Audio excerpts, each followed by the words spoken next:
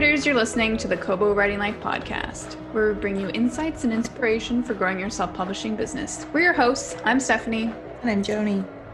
This week's guest is Allison Fallon. She is a best-selling author, and she's the founder of the Find Your Voice community, a community that supports anyone who wants to write anything at all. She is the author of 12 books. She's a sought-after public speaker and coach to hundreds of authors, from New York Times bestsellers to total beginners.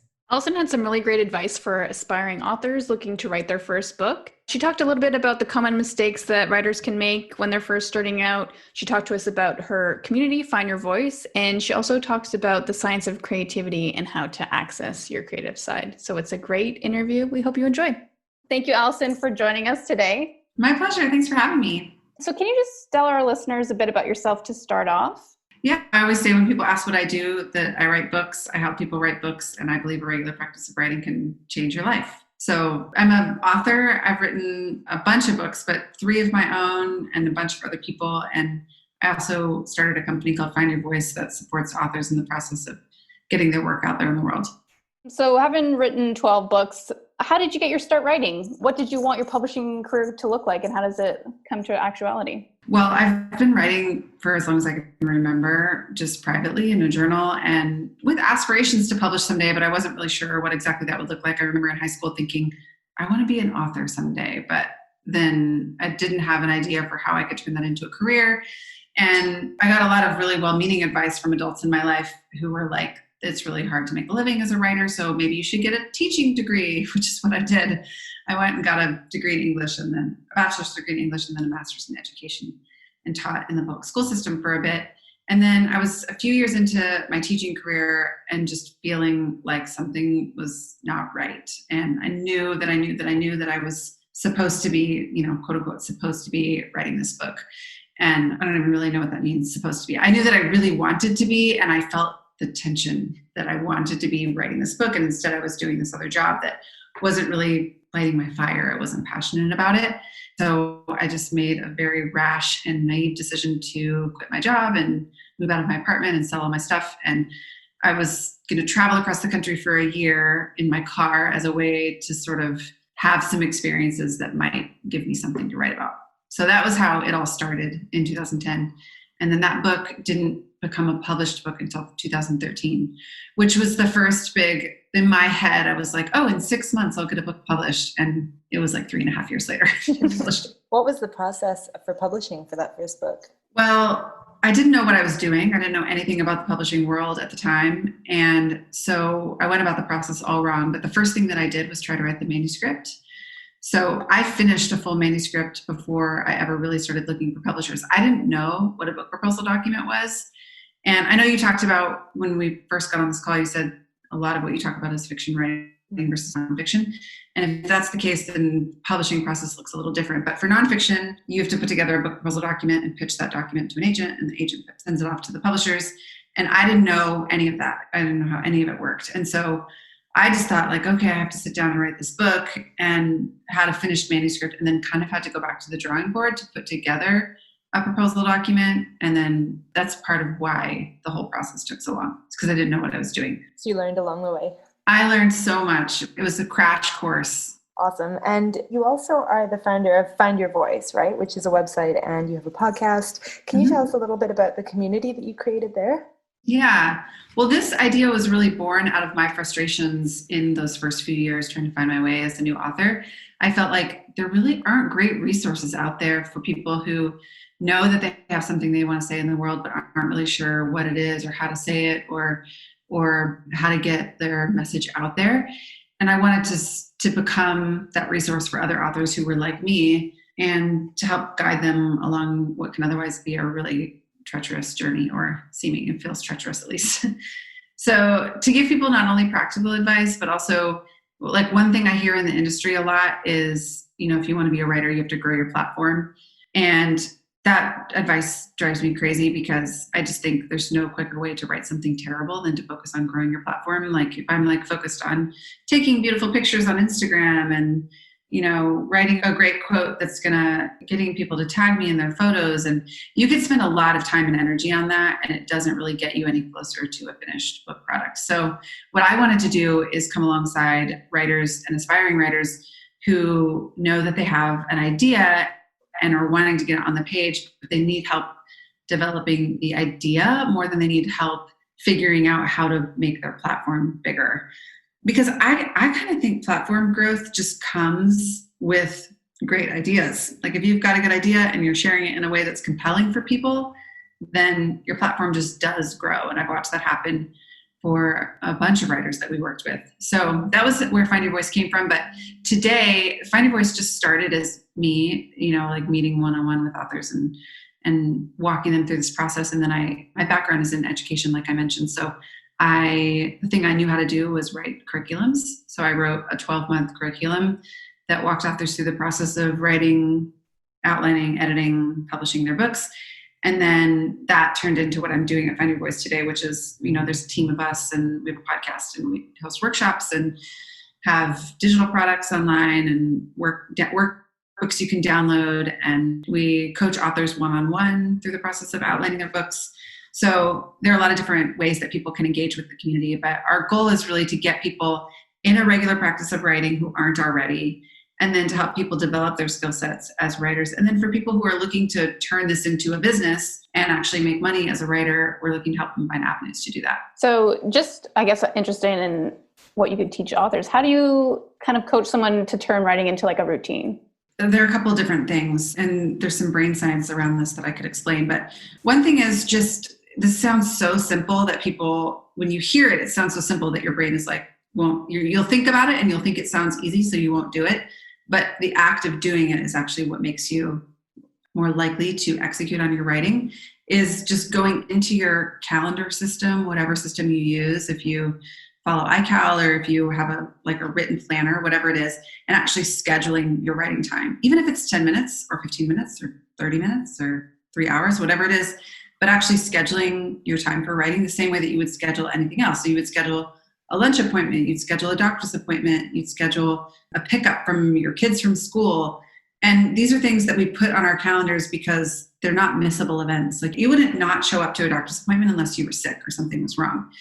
And we should treat our writing the exact same way. It should be that much of a priority in our life, especially if we're looking to make a living from this. But either way, if you're not prioritizing your writing in that way, then there's no way that it's going to get done. So that's the first thing that I coach people to do. And then as people are doing that, they're kind of wondering, okay, well, like when in my day do I try to fit this in? And there are times of day that are better for writing than others. And this is where the brain science comes in. A lot of writers will talk about having success writing first thing in the morning. And I think there's a reason for this, because the part of your brain where all of your imaginative ideas live and where most of our good writing comes from is a part of our brain that we don't live in very often. It's buried in our limbic system. We live most of our lives in our frontal cortex. So during the day, when you're like in your email and you're managing a bunch of tasks and you're responding to people who are texting you and you're trying to remember to I never remember to check my Instagram DMs, but you're like responding to all these things that are coming your way, the part of your brain that you're using is your frontal cortex. And that part of your brain will argue with the part of your brain that does the best writing. So the best way, I think, to get more writing done is to do writing either first thing in the morning, or there's about 30% of people that I work with that swear by this, and I'm sure it's true, that for them, it works best to do it late at night. The concept is the same because your limbic system is really active when you're sleeping. So I think that's why the morning writing time works really well for people, because if your limbic brain is active while you're sleeping, first thing you do when you wake up in the morning is you get your writing done, then you're capitalizing on the fact that your limbic brain was already online. And I think it's the same reason why writing would work really well for someone who writes best from midnight to 2 a.m., for example, because you don't have a lot of other competing priorities at that time of day. And it's a time when your frontal cortex is kind of turning off and you're ramping down into your limbic system. So utilizing the times of day that are really valuable for writers. And then the third thing would be just focusing on your environment, your writing environment.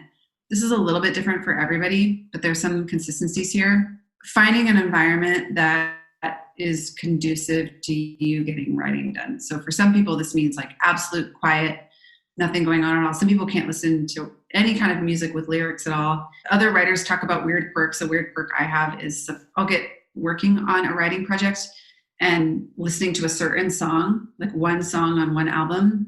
And for whatever reason, turning that song on repeat for me is what helps me to finish the writing project. Sometimes I'll listen to a song 150 times while I'm working on a chapter or on a set of chapters or something, just because it's I don't know what it does to my brain, but it lulls my brain into that place. So music is something to think about. Our sense of smell is something else to think about. I think there's a stereotype about lighting a candle or having a cup of coffee while you sit down and write. And part of why that stereotype even exists is that our olfactory system is linked to our limbic brain. And it's our sense most strongly linked to memory. So if you can tie a smell to the experience of dropping into your limbic system and getting more writing done, then you'll be much more successful next time you smell that same scent at also getting back to that place. So for me, I love a cup of coffee. I use essential oils for smell over candles, but I'll diffuse some essential oils at my desk, get the lighting kind of the way that I want it, get the song on my headphones that I need, and then I can click into that zone. It's just a lot about building habits then. 100%. You hear the lyrics to that song and this is my writing song. Yep. Do you still do a lot of writing while running your business? And how do you? I do. It's challenging.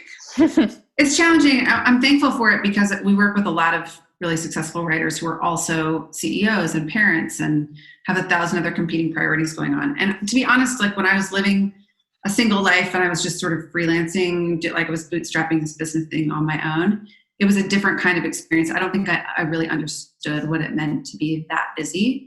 And now that I'm married, I'm pregnant, I've got a baby due in August, I have a team of people who are counting on me and expecting things from me every day, constant Slack messages and Instagram messages, and business is growing. It's great, but you feel the tension of the limbic brain and the frontal cortex, because managing all of those pieces to a puzzle takes a lot of work from your frontal cortex, and your frontal cortex has no interest in letting your limbic brain come online, because it's your limbic brain is not very efficient. It likes to be creative and try things out and practice and play.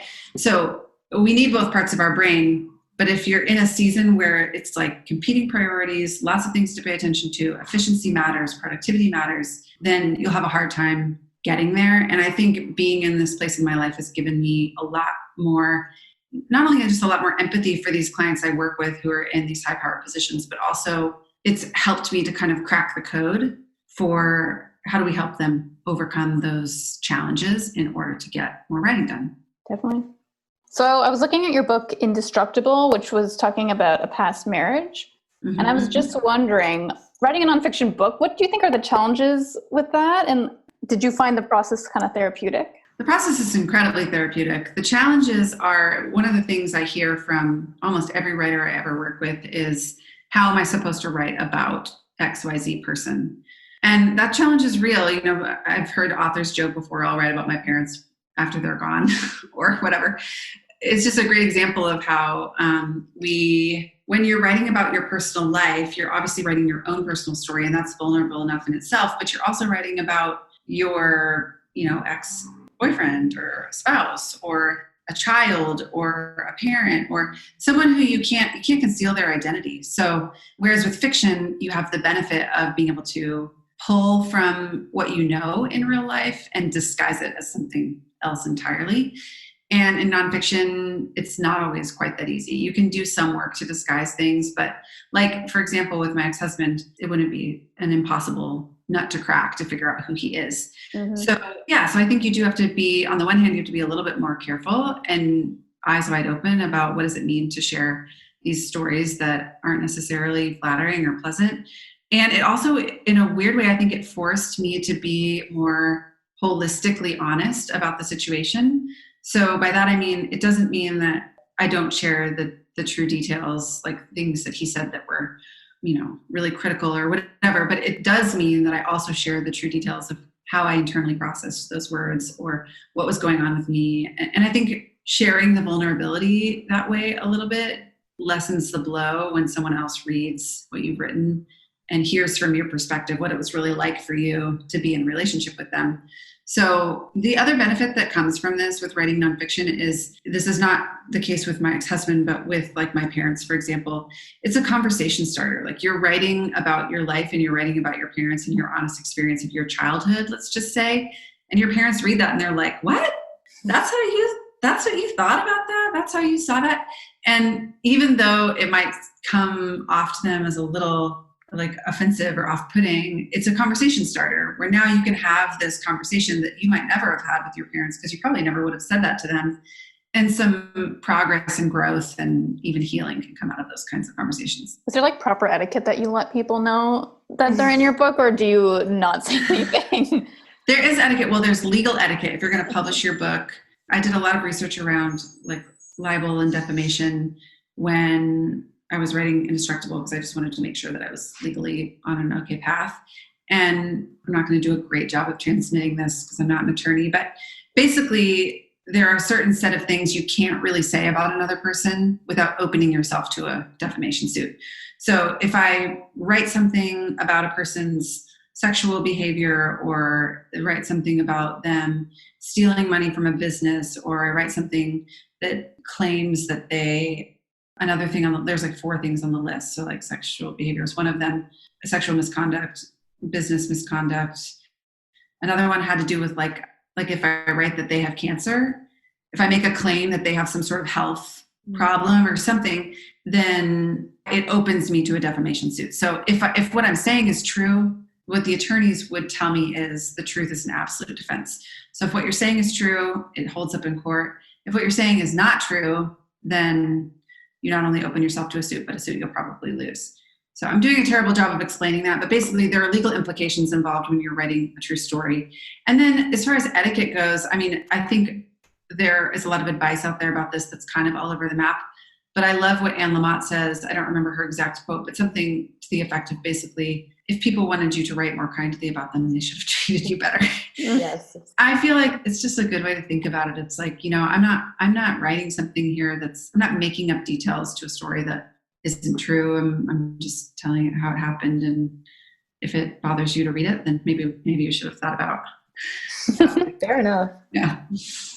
And you also narrated the audiobook for this book. I did. What was that process like? It's really fun. It's the second time I've narrated my own book for an audiobook. And rarely after a book is fully published, rarely do you go back and read through the entire book. There's almost like, I feel this visceral sense of like, oh, I never want to read that book again by the time it gets published. Partly because you've done it so many times. You've read it, written it, you've edited it, so you're kind of sick of yourself by the time that it comes out. But yeah, so reading for your audiobook is this rare experience where you sit down and you actually read the whole thing through start to finish in usually a couple of days. And so you get this experience that the reader gets where you're like almost reading it for the first time. And it's really fun. And I also think readers enjoy hearing books I always do enjoy hearing a writer's book in the author's voice. Yeah, especially with memoirs. I think that's really cool.